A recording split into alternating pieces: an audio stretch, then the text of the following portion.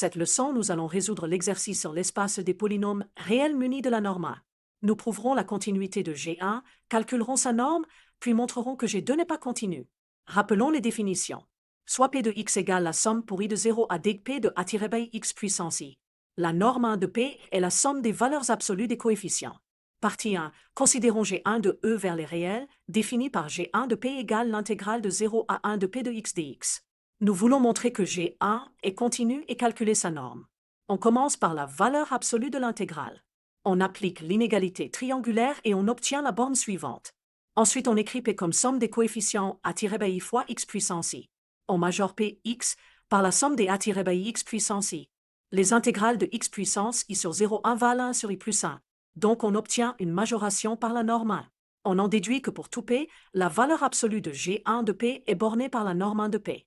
Ainsi, G1 est continu et son opérateur norme est au plus 1. Pour montrer que la borne est atteinte, prenons P identiquement égal à 1.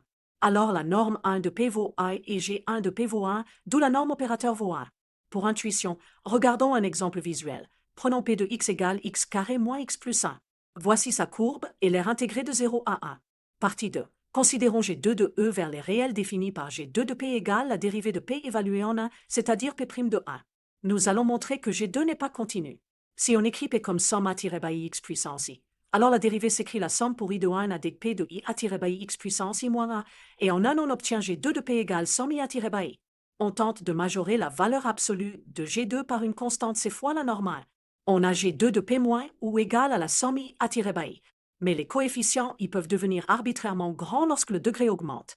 Donc on ne peut pas trouver une constante C indépendante de P telle que G2 de P soit bornée par C fois la norme 1. Pour être explicite, construisons un contre-exemple simple. Considérons la suite de polynômes Pn de x égale x puissance n. Chaque Pn a tous les coefficients nuls sauf a-n égale à 1, donc la norme 1 vaut 1. Mais G2 de Pn vaut n, qui tend vers l'infini quand n tend vers l'infini.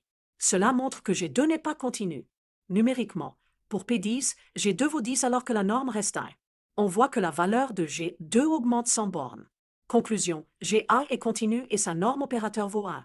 En revanche, G2 n'est pas continu sur l'espace des polynômes munis de la norme A, car on a exhibé une suite de polynômes de norme 1 dont les images par G2 divergent. Merci pour votre